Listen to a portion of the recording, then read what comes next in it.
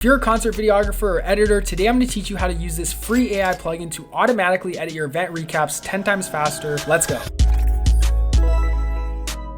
So today we're going to be using an AI plugin called, not auto edit, called B-roll selector. So I go to window, I hit extensions, and I click B-roll selector. Now this is another plugin that I made, and it basically does a really good job of cutting out all those shaky, blurry, and unusable parts of your B-roll footage. So when you open up the plugin, you'll get to a page that looks like this, and it's just basically asking you like, hey, upload all your raw B-roll clips. Now I'm going to go ahead and click upload, and we're going to go to the folder that we're using. Now, when you shoot a concert, if you ever have shot a concert or got like footage by a concert, you know that it is a really rough environment to film in. Like, there's a lot of shaky parts, there's a lot of blurry parts. Like this shot right here, good. But then right after it, nope, not gonna use that, right? And then over here, waiting for the shot to get good. This here is good. Might use this.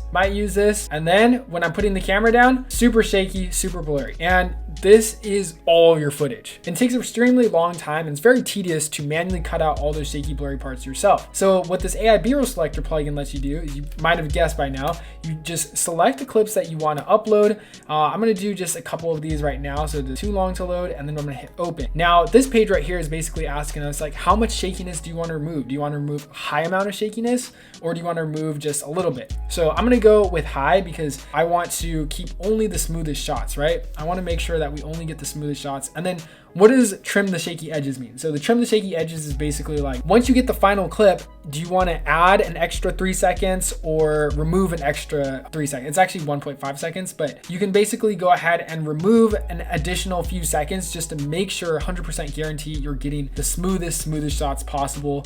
And then you just hit select B-roll. Now this is the part where you be patient. I'm going to keep it real with you. If you do upload a lot of clips, they're like really high quality, like 4K, 60 frames, 120 frames, it will take longer to load. So the way I see this workflow working is like, it's just one of those things that you should just have running in the background, and then while you can focus on the other fun stuff, like maybe you want to do a match cut edit, or you thought of like a really cool stack up building effect to make for your event recap video. That's going to take some time. Meanwhile, while you do that, you can just have the B-roll selector plugin go and trim out all those shaky and blurry bad footage. For our case, it's actually running pretty fast, so we have a couple seconds left.